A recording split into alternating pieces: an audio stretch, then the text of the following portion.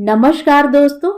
कहानियों की श्रृंखला में आज सुनेंगे कमल कुमार जी की कहानी धन्नी का मंत्र। लेकिन उससे पहले मेरा आपसे विनम्र अनुरोध है कि अगर मेरे द्वारा सुनाई हुई कहानियाँ आपको अच्छी लगती हैं और आप मेरे चैनल पर नए हैं तो मेरे चैनल को सब्सक्राइब ज़रूर करें, लाइक करें और अपने दोस्तों और परिचितों में शेयर भी करें। बेल आइकन दबाना बिल्कुल भी ना भूलें। आज सुनिए धन्नी का मंत्र। ऑटो रुका तो सुभागी को आया देख धन्नी का चेहरा उतर गया था। बोली थी, नरपत सिंह नहीं आया साथ में? माँ ने जैसे जलती आग में घी डाल दिया था। यह मेरी माँ है या नरपत की वकील? मेरा फूटा सिर और सूजी आंखें देखकर भी उस कसाई को पूछ रही हैं। वह तमतमा उठी थी। चल भैया ऑटो वाले, मोड़ो, ऑटो वापस लो। अब मुझे जीना ही नहीं है। कहीं किसी कुएं तालाब में जाकर कूद मरूंगी। धन्नी जल्दी से आगे आई थी। बढ़कर उसने सुभागी की गोद से चिपकी प्रिया को खींच लिया था और मंगर को हाथ पकड़कर नीचे उतारा था। सुभागी भड़की थी, तुम इन दोनों को भी रख लो अपने पास, अपने जवाई के साथ मिलकर पाल लेना। अब चल भाई, चल जल्दी, सुभागी ने ऑटो वाले को हाँका था। धन्नी ने आगे आकर सुभागी को बांह से खींचकर जबरदस्ती ऑटो से नीचे उतारा था। आ, अंदर आ, बैठ यहाँ। धन्नी भीतर गई थी। रुई का फाहा और दवाई लेकर आई थी। कितनी जोर की लगी है। आज कोई नई बात है क्या? जब तब हाथ उठाता है, हाथ खुला है उसका। तुम हो कि समझती नहीं हो। मैं क्या यह कहती हूं कि मार खाओ? कभी नहीं, पर अपना बचाव तो करो। पीकर आता है तो कुत्ते की तरह सूंघता आता है घर में। कहाँ छिप जाऊं मां? दे दिया कर एक धक्का। शराबी आदमी तो यूं ही झोल खाया होता है। जवान लड़की है, इतना भी दम नहीं है क्या तेरे में? और सुन, अपने हिस्से का तो जरूर खाया कर। सारा दिन घर में बच्चों में खटती खपती हो। अपने लिए भी सोचा कर। देख कैसी मरियल शक्ल बना ली है तूने। अपने भीतर ताकत पैदा कर बेटी। कमजोर बनने से सभी ऊपर सवार हो जाते हैं। तूने नाग देवता की कहानी नहीं सुनी क्या? पंचतंत्र की कहानी है। सुन, तुझे सुनाती हूं। पुराने पीपल के पेड़ में एक नाग देवता की बांबी थी। जो भी राहगीर उस रास्ते से गुजरता, नाग उसे डस लेता। सड़क पर नाग के डर से लोगों का आना जाना बंद हो गया। एक दिन संतों की एक टोली वहां से गुजरी। नाग देवता संत को काटने लगा। संत ने कहा, रुक, पहले मेरी बात सुन। नाग संत की निडरता से रुक गया, कुंडली मारकर बैठ गया। संत ने कहा, पिछले जन्म के बुरे कर्मों से तुम सांप बने, अब भी निर्दोष लोगों को डसते हो।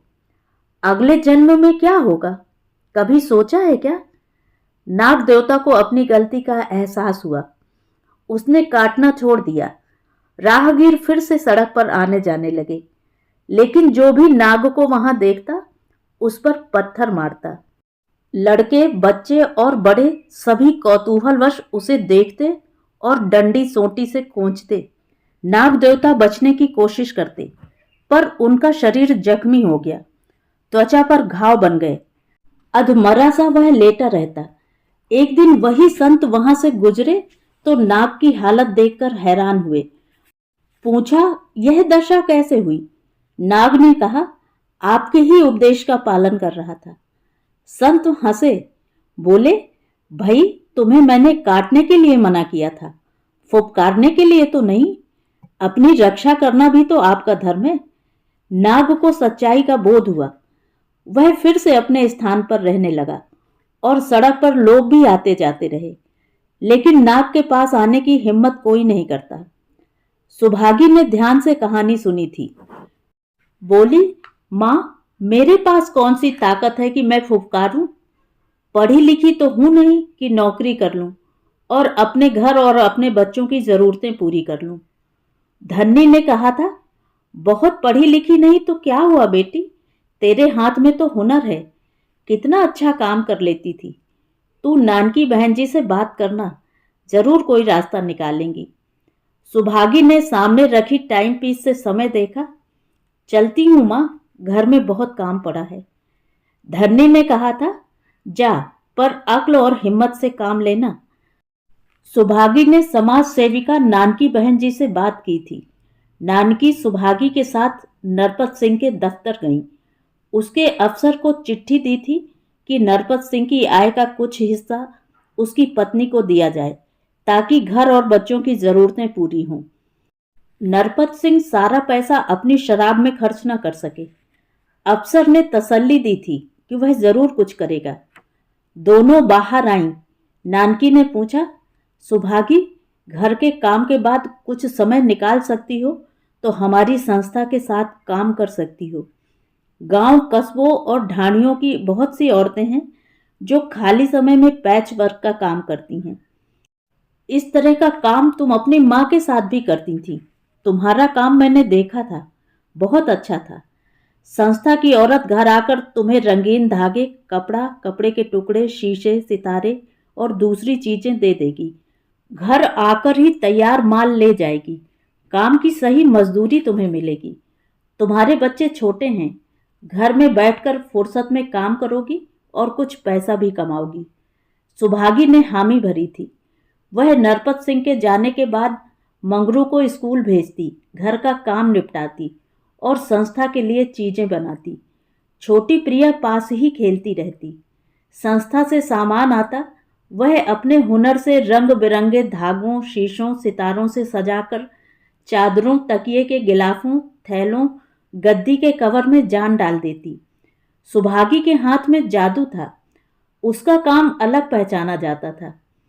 उसे मजदूरी के पैसे मिलते जिन्हें वह अलग रख लेती। काम ज्यादा आने लगा था। सुभागी ने आसपास की ढाणियों की औरतों को अपने साथ काम में जोड़ लिया था। आसपास के घरों की छोटी बड़ी बूढ़ी औरतें एक जगह जुटती, गीत गाती, घर बार की बातें करती, मन की भड़ास निकालती। हंसती बतियाती औरतों में उत्साह की नई लहर दौड़ गई थी। काम से मिलने वाले पैसों ने भी उनमें हिम्मत भर दी थी। नानकी बहन जी सुभागी से बहुत खुश थीं।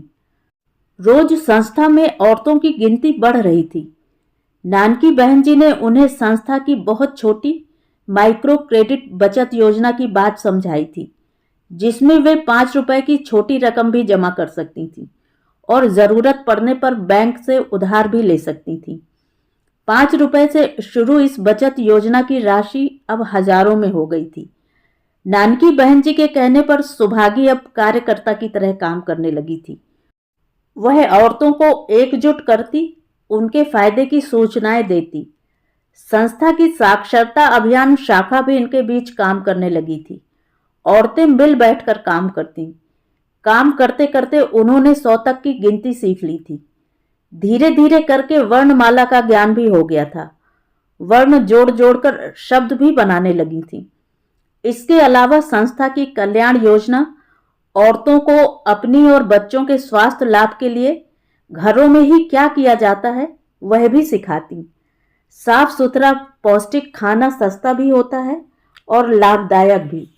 जच्चा बच्चा की सेहत का ध्यान कैसे रखा जाए, इन सब की जानकारी उन्हें संस्था की कार्यकर्ता देती। ढाणी की औरतें साथ मिलकर पर्व त्योहार मनाती, दुख सुख में एक दूसरे का साथ देती। अब यह ढाणी सुभागी के नाम से जानी जाने लगी थी। एक दिन अचानक सुभागी ने देखा, दरवाजे के बाहर धन्नी खड़ी थी। सुभागी माँ को अंदर लाई थी और हंसकर पूछा था, तूने तो सोचा होगा माँ कि कहीं मर खप गई होगी सुभागी, किसी कुएं तलैया में डूब मरी होगी। ना ना बेटी, मुझे पता चला था तू संस्था के साथ काम कर रही है। बहुत दिन हो गए थे तू काम में लगी थी, इसलिए मैं तुझसे मिलने चली आई।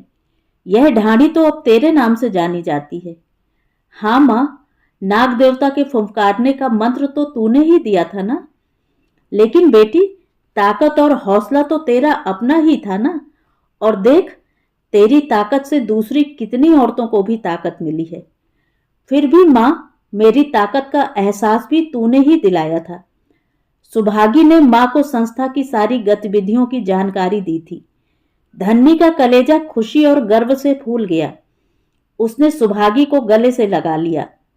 वह वापस लौट आई। रास्ते में जो भी मिलता पूछता सुभागी की ढाड़ी से आ रही हो, अब क्या तुम भी आया करोगी? धन्नी मन ही मन हंसती हुई आगे बढ़ रही थी। उसकी गर्दन गर्व से तन गई थी। उसके हिवड़ा में एक ही वाक्य गूंज रहा था, सुभागी की ढाड़ी, सुभागी की ढाड़ी। तो ये थी कहानी। कहानी आपको कैसी लगी? कमेंट करके ज़रूर बताएं।